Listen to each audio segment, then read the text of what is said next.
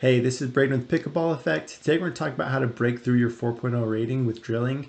So when I look at 4.0 players and compare them to 4.5 and 5.0 players, the main difference I see is in the higher level players' ability to control the pace of play and their overall consistency. So how do you develop those skills? That's what we're going to talk about today. A lot of people can get to that 4.0 level just through rec play, but if you're going to break through it, you need to start adding in some drill sessions. But how do you drill? That's a question that a lot of people have and that I'm going to answer with this video. So I'm going to walk you through a drill session that my buddy Ron and I do all the time. This workout takes about 2 hours, but you can modify it to an hour and a half or an hour to accommodate whatever your time constraints are. So we start with dinking cross court on the even side. Ron and I are both right-handed, so this ends up being forehand to forehand for us. So we'll stay in these spots for 10 minutes. Things to think about here while you're dinking are your technique, spins, practice top spin slice, practice hitting volley dinks, focus on hitting targets like the inside and outside feet of the other player. It's okay to speed it up here if your partner hits it too high. This teaches them what they can get away with. You can also focus on depth and the height of your dinks and just try and put pressure on your partner in a variety of ways. Next, we'll dink on the odd side of the court. This ends up being backhand to backhand for Ron and I. We'll do this side for 10 minutes as well. So same thing here. Think about your technique and the variety of shots and targets that you can hit. Don't be afraid to mess around a little and try something new. This is the time to do that, not in a game. You'll get more reps in these 10 minutes than you would in 10 games. So that's how you improve and build your consistency. Next, we'll go back to the even side and play a dinking game we call 8-8-2.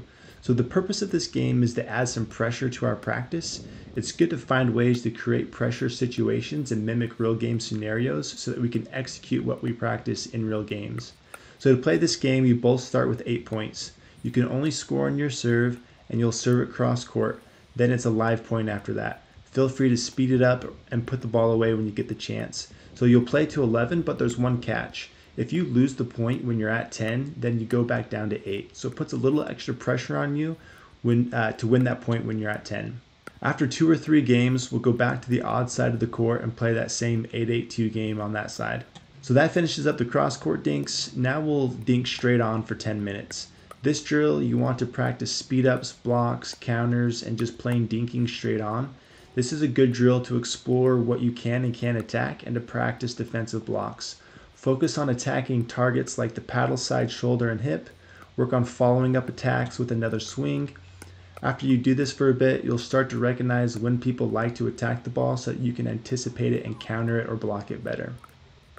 From here, we move to practicing in the transition zone with resets and attacks. So one player will feed the ball to the other who is standing in the midcourt straight across from them. The player at the net is trying to get the ball past the player in the transition zone while the other player is trying to drop everything into the kitchen the best they can, and then it will occasionally attack the ball if it's left up too high. So this is a great drill for both players. You'll do this one for 10 minutes each so both players can do it. Developing this touch in the transition zone is critical. You'll notice an immediate improvement in this skill after doing this once or twice. The number of reps you get in these 10 minutes will take you like 30 games to get, so this is so good for you. From here, we'll move on to drill our thirds. You'll do this for 6 minutes on each side of the court. Have the person feeding the balls be cooperative and to stand cross court at the net. Their job is just to feed you good balls to practice your thirds on. So focus on things like trajectory, placement, and spin. Practice both your backhand and forehand drops, and both players will do this on each side. At this point, we've drilled from nearly everywhere on the court, so to finish it off, we're going to play some skinny singles to bring it all together. Skinny singles is played with singles rules, but only on half of the court. So we'll do this for the remaining of the time and then call it good. So there you go. That's the drill session that my buddy Ron and I do all the time. This workout has helped both of our games tremendously and has helped us push through that 4.0 barrier. I know there's a lot of drills that I outlined. If you can't remember them all, I have a downloadable sheet in the description. You can pull that up, print it, and take that to the courts. In that sheet, I broke this workout into 3 different sections. So I have a 1 hour block, a 1.5 hour block, and a 2 hour block. So depending on whatever your time constraints are, you can work this drill into your week. One tip I do have for you is take your phone and use the timer on there to keep track of how long you're doing each drill. This helps keep things moving so you don't stay on one too long.